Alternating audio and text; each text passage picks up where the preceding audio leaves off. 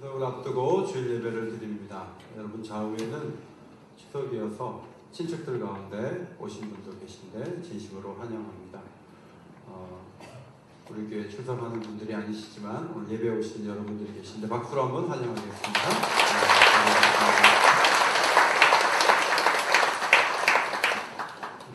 균형 잡힌 삶을 위하여 이런 제목의 말씀을 오늘 드리고자 합니다. 가족에게 너무 잘하시는 분들 가운데 가족이 아닌 사람에게는 마음을 닫고 사는 분들이 계시고, 반대로 남한테는 정말 잘하는데 자기 가족에게는 인색한 분들이 계신데 하나의 극단적인 모습이라고 볼 수가 있습니다. 또 부모에게 잘해야 된다는 얘기를 계속 강조하면서 시부모님한테는 굉장히 잘해야 된다고 얘기하지만 명절 돼서 한 번도 친정에 좀 먼저 갔다 와라 이런 얘기는 한 번도 하지 않고 그저 시댁만 계속 잘해야 된다 혹은 친정으로만 가버린다든지 하면 이것은 또 한쪽으로 치우친 모습이죠. 목회자님들 중에 아이들이 한참 클 때 교회만 너무 애써서 교회 시간을 다 보내고 애들하고 조금도 시간을 보내지 않아서 나중에 커서 목사님 자녀들 가운데 저는 하나님이 없다고 생각해요. 나는 교회 다니기 싫거든요. 이렇게 말하는 자녀들이 있어요. 목사님이 목회에서 예배당은 커지고 교회는 많아졌는데 자기 자식을 놓치다 보니까 제대로 살았는가, 이제 그런 질문을 던지지 않을 수가 없습니다. 신앙생활을 하면서도 양극단이 있어요. 하나는 율법주의예요. 그래서 뭐 조금만 잘못하면 지옥 갈 것 같고 굉장히 어렵게 걱정하면서 두려움 속에 지내는 성도가 있는 반면, 어떤 사람은 또 구원은 따놓은 당상이니까 내가 최소한만 해도 문제가 없고 혹시 내가 교회를 안 나가고 하나님을 떠나는 것 같아도 하나님 나를 절대로 잊지 않으셔, 이런 마음을 가지고 아주 자유롭게 그렇게 하나님과의 관계를 맺고 사는 사람들도 있어요. 오늘 이 말씀은, 우리가 읽은 말씀은 신앙의 균형을 잡아주는데 굉장히 중요한 말씀이라고 보고 균형 잡힌 삶을 위하여 이렇게 제목을 붙였습니다. 히브리서가 기록되던 때는 이제 핍박이 막 시작되던 때였습니다. 그래서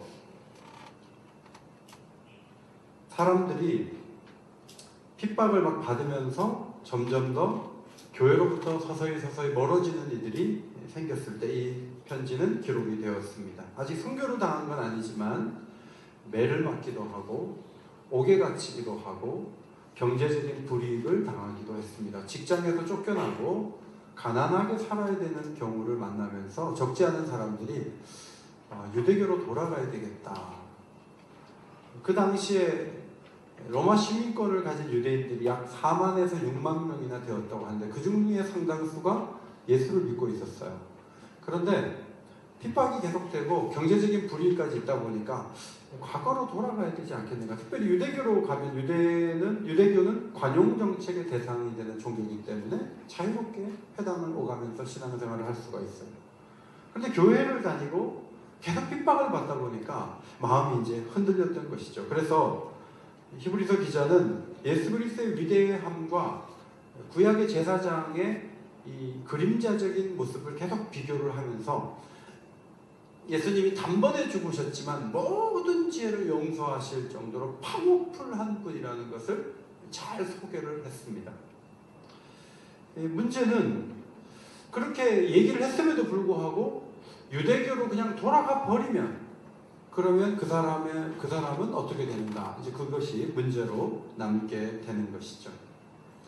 오늘 말씀은 돌아가 버리면 어떻게 되는가? 그것을 잘 다뤄주고 있는데 먼저 26절을 성경을 보시고 같이 한번 읽도록 하겠습니다. 26절 말씀 성경 보시고 읽습니다. 우리가 시작. 우리가 진리를 아는 지식을 받은 후 침짓 죄를 범한 자 다시 속지 않은 제사가 없고. 진리를 아는 지식을 받았어요. 이제 교회를 다니고 세례도 받고 직분도 받고 그렇게 하다가 의도적으로 너무 핍박이 세니까 이제 돌아가 버리면 어떻게 하는가 하는 거예요. 헤쿠시오스라는 짐짓이라는 단어는 의도적으로 고의로 자기가 원해서 그런 뜻을 가지고 있어요. 십자가의 은혜가 얼마나 귀하고 소중한지를 이미 알고 있으면서도 핍박이 힘들어서 과거로 돌아가면 어떻게 되는가? 26절 다시 속죄하는 제사가 없고 다르게 말하면 용서받지 못한다. 이렇게 강력하게 이야기를 합니다. 우리에게 우리 시대에 이 문제를 적용해 봅니다. 예수님이 단번에 피 흘리심으로 그 피로 우리는 은혜의 보좌 앞에 나갈 길을 열어서 하나님 앞에 나갈 수가 있게 되었어요.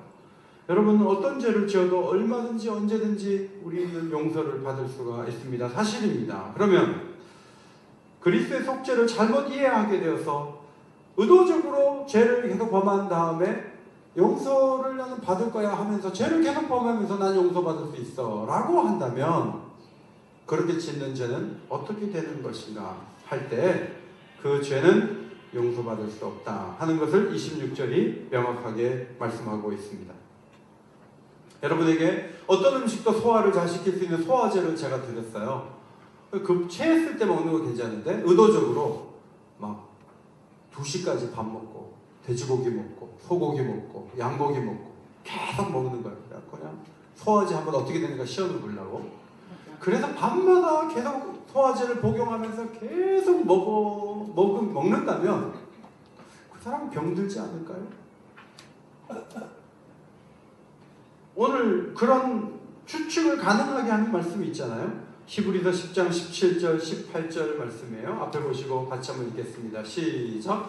그들의 죄와 그들의 불법을 내가 다시 기억하지 아니하리라 하셨으니 이것들을 사하셨은즉 다시 죄를 위하여 제사 드릴 것이 없느니라. 이 말씀은 구약의 제사장 제도에 비해서 제사장 제도는 매번 하나님 앞에 나가서 제사장이 바뀌어지고 제물이 바뀌어지면서 계속 동물 제사를 드려야 용서를 받을 수 있음에도 불구하고 예수님의 그 피는 다시 제사 드릴 게 없고 불법을 다시 기억하지 않을 정도의 완벽한 용서를 불러오는 능력의 피다 하는 것을 강조했어요. 그러면 이 말씀을 잘못 들으면 유대교로 돌아가도 용서받고 앞으로도 괜찮겠네 하는 생각을 할 수도 있고 우리에게 적용하자면 내가 죄를 좀 저지르고 용서 구하면 되지 뭐 무슨 문제야? 이러면서 죄를 크게 여기지 않고 쉽게 짓는 자리에 나아갈 수도 있는 건데 오늘 이 말씀은 예레미야 31장 34절을 인용한 거거든요. 불법을 기억하지 아니할 것이다. 그 말씀을 인용한 것인데 제가 이렇게 보니까 이단 가운데 구원파가 있잖아요. 구원파가 예레미야 31장 34절을 인용을 해요. 바로 이 부분에 구원파가 해석을 잘못해서 이단이 된 거예요. 구원파의 교리를 몇 가지 제가 좀 정리를 해보니까 예수를 알고 나서도 회개하는 것은 사죄의 확신이 없는 불신의 증표다. 예수님이 다 용서 이미 다 해줬는데 회개조차도 할 필요가 없다. 그렇게 말하면서 만약에 회개를 한다면 아직 당신이 구원받지 못한 증거다. 이렇게 가르치는 거예요. 그리고 뭐라고 하냐면 한 번 구원의 확신을 받으면 어떤 죄를 지어도 구원은 취소되지 않는다. 여러분 이게 칼빈주의 5대 교리, 성도 견인의 교리가 아니고요. 구원파의 교리예요. 무슨 짓을 해도 괜찮다. 여러분 하나님과의 관계는 언약 관계예요. 그래서 무슨 짓을 해도 괜찮다가 아닙니다. 너무 마음이 넓은 남편이 있고 너무 마음이 넓은 부인이 있어요. 그런데 언약을 깨뜨리는 행동을 밖에 가서 반복하면요. 그 가정은 깨져요.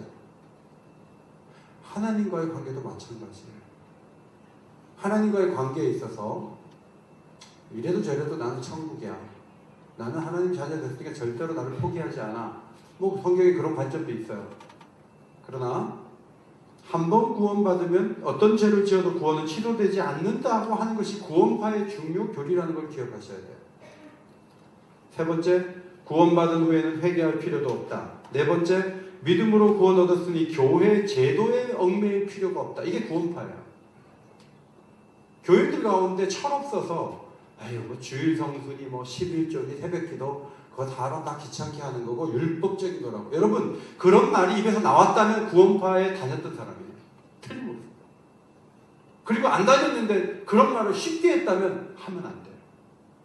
그것은 제도권 밖에 이단들이 하는 얘기예요. 신앙생활을 그냥 쉽게 대강하는 게 아니에요. 진리를 알면서도 의도적으로 범죄하는 경우 29절을 보니까 세 가지 잘못이 있다. 첫 번째, 하나님의 아들을 짓밟는 것이다. 짓밟는다는 것은 경멸하는 행동을 의미합니다. 예수님이 피 흘려서 생명을 주셔서 우리를 구원하셨고 죄를 씻어주셨습니다. 그런데 내 죄를 용서해 주셔, 무조건 용서해 주시고 언제든지 회개하면 용서해 주셔? 그럼 다음에 죄 짓고 회개하지 뭐. 이 말은 하나님의 아들을 짓밟는 거예요. 간과 폐가 더 이상 쓸 수가 없어서 간은 큰아들에게서 폐는 작은아들에게서 이식수술을 하는데 병원에 대단한 의사가 있어서 수술을 잘 끝냈어요. 죽어가던 아버지가 살아났어요. 그런데 아버지가 건강하게 되니까 술을 막 먹고 담배를 또 펴. 사람들이 미쳤냐고. 어떻게 그러냐고 그랬더니 아들이 둘이 더 있대요. 잘 괜찮대. 또 급하면 두 아들 또 해가지고 또 이렇게 해설하면 괜찮대. 여러분, 그 아들 그런 아버지 진짜 나쁜 아버지 아니에요? 하나님의 아들이 십자가에 죽어서 내 죄가 깨끗하게 됐는데 죄 지으면 회개하면 용서하면 되지 뭐. 여러분, 하나님의 아들을 짓밟는 거예요. 정말 해서는 안 되는 거예요.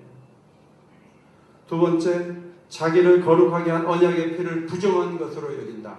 이 피가 능력이 있어서요, 마음에 뿌려지면요 죄를 멀리하고 죄를 짓기 싫어하는 마음으로 가게 돼요. 그게 당연한 거예요. 용서만 받고 죄에 대해서 계속 달콤하게 느끼는가 하면 그렇지 않아요.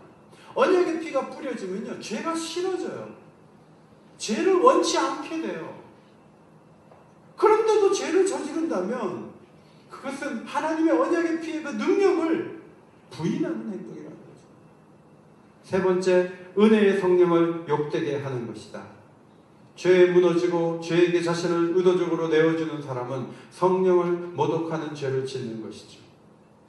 마가복음 3장 29절, 누구든지 성령을 모독하는 자는 영원히 사하심을 얻지 못하고 영원한 죄가 되느니라. 성령을 모독하는 방법 가운데 하나가 뭐냐면 속에서 성령이 안 되거든, 하나님 말씀 지금 어기고 있거든, 그러면 안 되거든 하는데 십자가 피로 되거든 하면서 가서 죄를 저지르고, 그것은 성령을 모독하는 죄죠. 그렇다면 그 받을 형벌은 얼마나 더 무겁겠느냐 생각하라. 30절, 원수 갚는 것이 내게 있으니 내가 갚으리라 하시고 또다시 주께서 주의 백성을 심판하리라 말씀하신 것을 우리가 하노니. 어디서 말씀하셨는가 찾아보니까 신명기 32장 35절이에요. 앞에 보시고 같이 읽겠습니다. 35절 시작. 그들이 실족할 그때 내가 보복하리라. 그들이 환난 날이 가까우니 그들에게 닥칠 그 일이 속히 오리로다. 이 말씀은 누구에게 했냐면 가나안에 들어가는 하나님 백성에게 한 말씀이에요. 들어가서 윤택하고 배부르고 잘 살게 될 때 하나님을 모른다 했을 때 그들에 대해서 하나님 내가 보복하리라 이렇게 말씀을 하셨어요. 언제는 땅을 주신 분인데 언제는 심판의 대상이 될 수가 있다는 것을 이중적으로 밝혀주신 것이죠. 그래서 결론 31절, 살아계신 하나님의 손에 빠져 들어가는 것이 무서울진저. 무섭다. 하나님 손에 빠져 들어가는 것은 무섭다. 사무엘하 24장에 나는 하나님 손에 빠지기를 원합니다. 다윗이 얘기했는데 하나님이 그래 내가 심판할게. 사람에게 쫓기지 말고 내 손에 맞아라 하면서 7만 명이 죽어요. 7만 명. 다윗이 그렇게 될 줄 알았으면 다른 길을 선택했을 거예요. 하나님의 손에 빠지면요 굉장히 무서운 길로 들어가게 되는 거예요. 쉽게 유대교로 돌아가고 교회를 등진다. 무서운 결과가 올 수 있다. 하나님 손에 빠질 수 있다라고 경고를 하는 것이죠. 교인들 가운데 이제 교회를 다니다가 열심히 다니다가 안 다니는 분들이 계세요.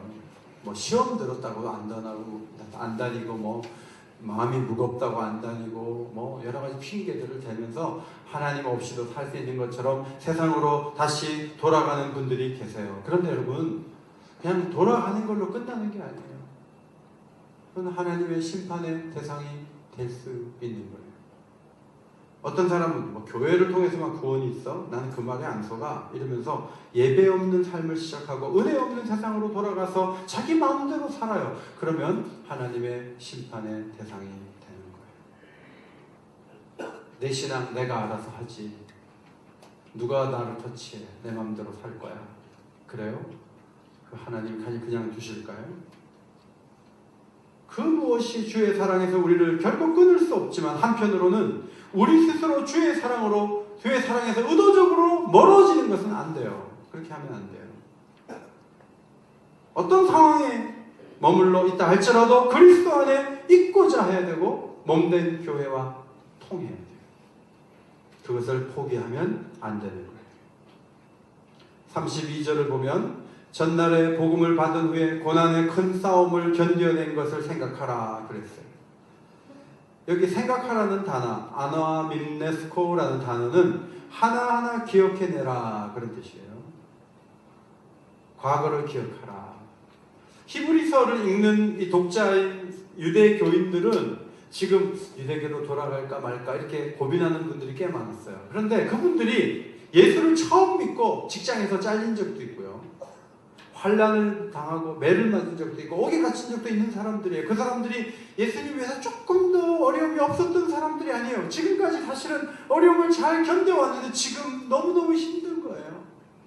근데 이 편지를 쓰는 분이 히브리서 기자가 그동안 고생하고 애써왔던 것, 고난의 큰 싸움을 견뎌낸 것을 기억하라. 33절 비방과 환난으로 사람들에게 구경거리가 되었던 일도 있었다. 이런 형편에 있는 사람들하고 사귀고 너희 소유를 빼앗기기도 하였다 하면서 과거에 이들이 당했던 그 아프고 힘든 세월들을 기억하라고 이야기를 하고 있는 것이죠.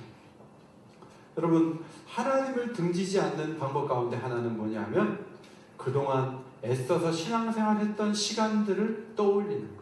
우리 예배당도 이렇게 지을 때 우리 교인들이 정말 고생했거든요. 애쓰고 땀 흘리고. 저도 온게 와서 이렇게 본당 리모델링을 한 10년 전에 했잖아요. 할 때 청운 초등학교 가서 바닥에 깔고 예배 드리고 우리가 그렇게 몇 달을 그렇게 보낸 세월들이 있잖아요. 우리가 헌신하고 애썼던 그런 시간들이 과거에 있었어요. 그것을 아무것도 아닌 것처럼 여기면 안 돼요. 어려움이 자꾸 오면요, 어려움만 생각하는 거예요. 헤브론에 올라가서 이제 정탐을 갔는데 돌아와서 두 가지 정보가 있어요. 하나는 성이 너무 높다, 견고하다. 하나는 사람들이 너무 세다, 너무 크다. 그러므로 전쟁을 하나마나 질 것이다. 그러니까 애굽으로 돌아가자. 이렇게 결론을 내렸단 말이죠. 그러나 잘 생각해보면 애굽으로 왜 돌아갑니까? 10가지 재앙을 통해서 그 끌어내시기 위해서 하나님이 바로와 얼마나 긴 시간에 전쟁을 하셨습니까? 마지막 재앙에서는 피를 발랐을 때 하나님의 죽음의 사자가 애굽의 모든 장자를 치셨던 그 재난 속에서 재앙 속에서 건져내셨던 은혜를 가지고 감격스럽게 홍해를 건넜잖아요. 그리고 날마다 내리는 만나를 거둬 먹었잖아요. 손을 들면 아말렉 군사를 이기고 손을 내리면 지고 모세가 손을 들어 기도할 때 승리했잖아요. 반석을 터뜨려서 물을 내셨잖아요. 하나님이 놀라운 일을 행하셨는데 현실적으로 성은 높고 적들은 너무 크다. 딱 두 가지 그 사실 때문에 돌아가자 이렇게 나오는 것은 자신들이 걸어온 세월들에 대해서 기억하지 못하고 있는 것을 보여주는 거죠.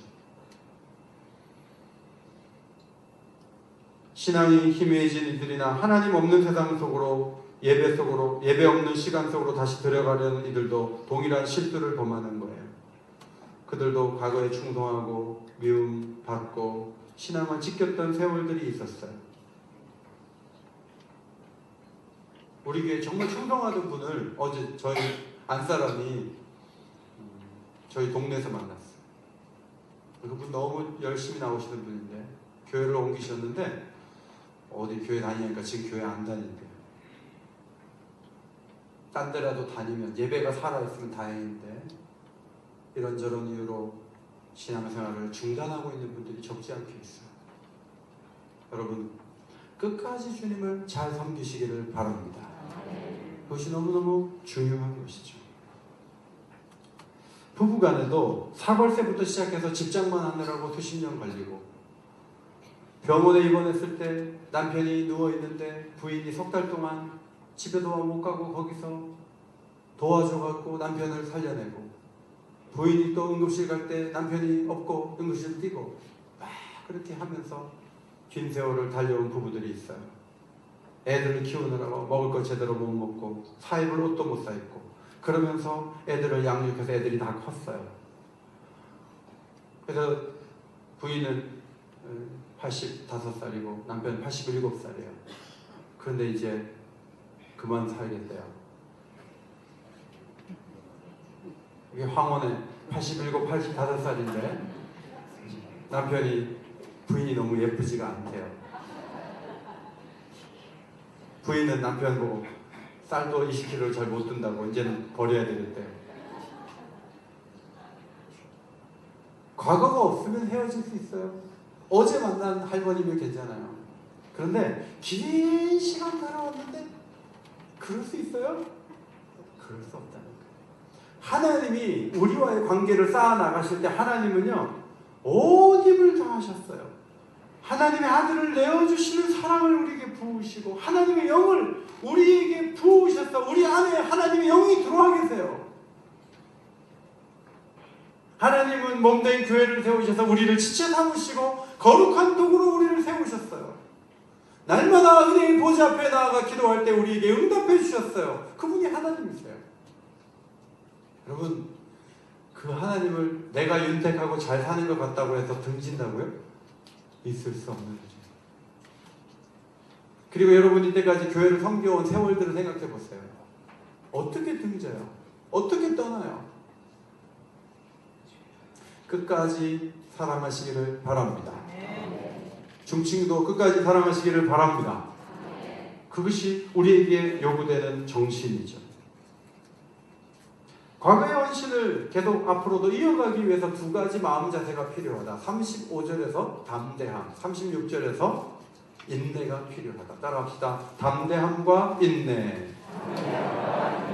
먼저 담대함을 보면 헬라어 파플레시안이라는 단어는 숨김없이 말한다, 솔직하게 다 말한다 이런 뜻이에요. 다 말하는 게 이게 담대함이거든요.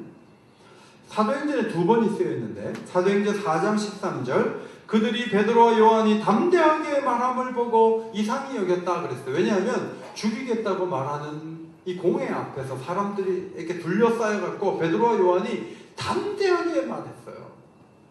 무슨 말을 했냐면 너희가 십자가에 못 박고 하나님의 죽은 자 가운데서 살리신 나사렛 예수의 이름으로 이 장애인이 건강하게 되었느니라. 건축자의 버림돌이 진모퉁이의 머릿돌이 되었다고 하면서 다른 이로서는 구원을 얻을 만한 다른 이름을 우리에게 주신 일이 없다.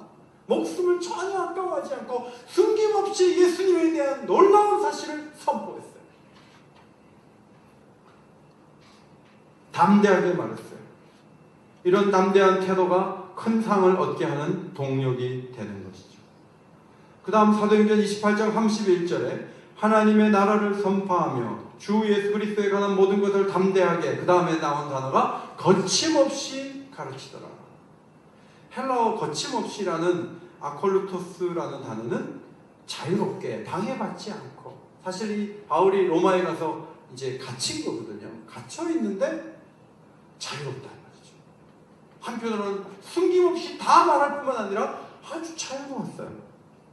그 누구도 방해할 수도 없고 얽매일 수도 없어요. 그냥 담대하게 거침없이. 이번 명절에 여러분 친척들을 만나잖아요. 담대하게 거침없이 상처 입은 걸 얘기하면 안 돼요. 시어머니한테 이번에 한번 할 말 다 해버릴 거야. 어떻게 되는지 한번 봐야지. 하고 막 가가지고 담대하게 거침없이 말하는 며느리가 있으면 집안이 어떻게 되겠어요? 우리 며느리한테 내가 담대하게 거침없이 다 말해버려야지. 그런 뜻으로 준 말씀이 아니죠. 이 말씀은 예수님에 대해서. 이번 명절에 그리스도 밖에 있는 분들이 있습니까? 아니면 은혜가 약해져서 점점 더 주님으로부터 멀어지는 사람들이 있습니까? 담대하게 그들 앞에 예수님을 선포하시기를 바랍니다.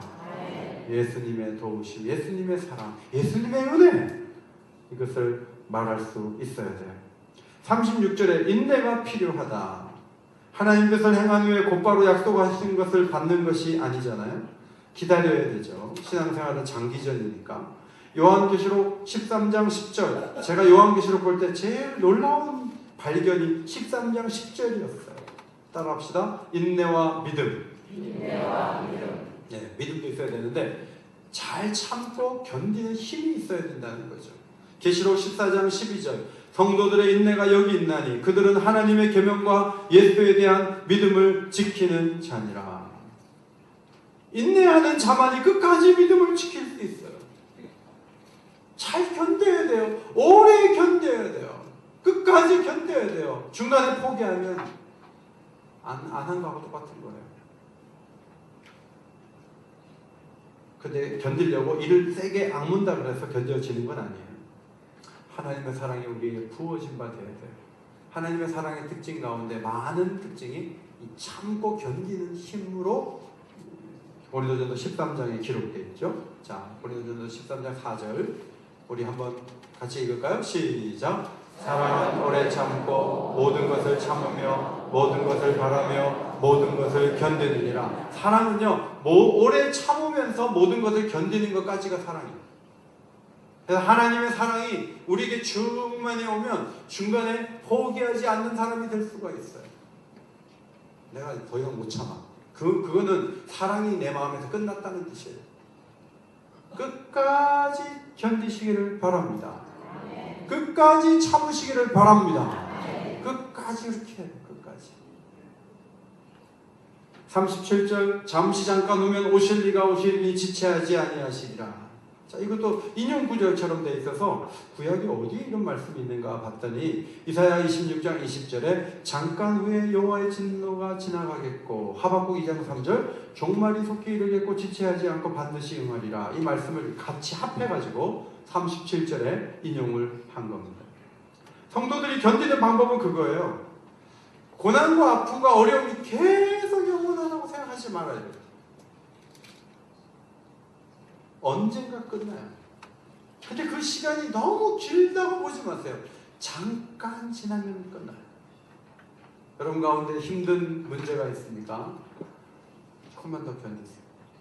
잠깐만 더 견디세요. 그러면 그 어려운 터널을 통과하게 될 줄 믿습니다. 그걸 믿어야 돼요. 그 다음에 오실 리가 오신단 말이죠. 예수님의 재림.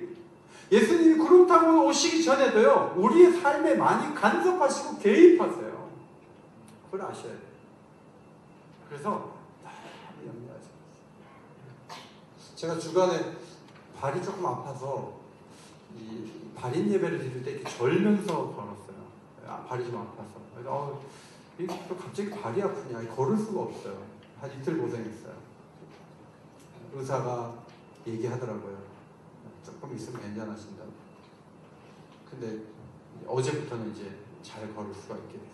근데 이렇게 아플 때는요, 내가 계속 아프. 내가 또 주일날 막 절면서 올라올 걸 생각하니까 우리 성도들이 또 목사님 이렇게 아픈 데가 많냐, 뭐 이러면 또 어떻게 해요?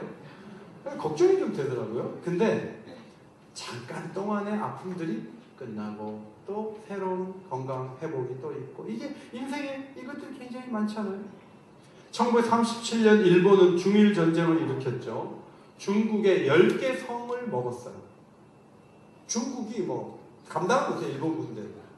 37년에 중국을 향해서 그렇게 해버리니까요, 교회 지도자들의 마음이 다 무너졌어요. 1938년 9월에 대한예수교 장로회 총회에서 신사참배를 하는 것이 우리 신앙에 문제가 없다고 결의를 했어요. 그래서 예배를 드리기 전에 신사참배하고 예배 드렸다고요. 왜 목사님들이 막 버티다가 1938년에 꺾어졌을까요? 37년에 일어난 중일 전쟁을 보니까 일본은 영원할 것 같아서 그런 거예요. 일본을 막을 나라는 없을 것 같았어요. 온 세계는 일본이 수백 년은 지배할 것 같았어요. 저 강력한 일본을 누가 이기겠나 했어요. 그런데 여러분 38년에 결의를 했는데 7년 뒤에 일본이 망했어요. 일본이 완전히 패망했어요. 여러분을 누르고 있는 여러 가지 문제들이 막 계속될 것 같습니까? 그러면 사람이 위축될 수밖에 없어요. 그러나 그 문제가 여러분을 계속 붙잡고 있지 못해요. 하나님께서 정리해 주실 날이 있다는 것을 믿으시기 바랍니다. 믿어야 돼요. 우리에게 두 가지 길이 남아있죠. 38절입니다. 의인은 믿음으로 말미암아 살리라. 하나는 믿음으로 앞으로 나가는 거예요. 하나님을 신뢰하고 사는 거예요. 뭐 건강해서 사는 것도 아니고 행복감이 넘쳐서 사는 것도 아니에요. 하나님을 믿음으로 사는 거예요. 믿음 하나가 너무너무 값지고 귀한 거예요. 믿음이 보배로운 거예요. 믿으니까 사는, 믿으니까 얻는 거예요. 또 하나는 뒤로 물러가는 거예요. 하박국 2장 4절에는 교만하여 정직하지 못하다라는 표현으로 되어 있는데 2장 5절 술을 즐기며 거짓되고 교만하며 가만히 있지 않고 자기 욕심을 넓히며 족한 줄 모른다. 이것이 바로 뒤로 퇴보하는 삶의 특징이라고 볼 수 있습니다. 성도 여러분, 추석이라 그래서 뒤로 물러서지 마세요. 추석에도 믿음으로 사시기를 바랍니다. 그것이 하나님 우리에게 요구하시는 말씀이죠. 39절 우리는 뒤로 물러가 멸망하는 이들이 아니라 오직 영혼을 구원함에 이르는 믿음을 가진 자니라. 자, 균형 잡힌 삶. 두 가지 말씀 속에 균형 잡힌 삶이 필요해요. 첫째로 예수의 피로 얻은 구원은 너무너무 확실해요. 구원이 보장되어 있어요. 맞아요. 틀리지 않아요. 그러나 두 번째, 의도적으로 죄를 범하는 이들을 위해 다시 속죄할 인사가 없다. 이것도 진리예요.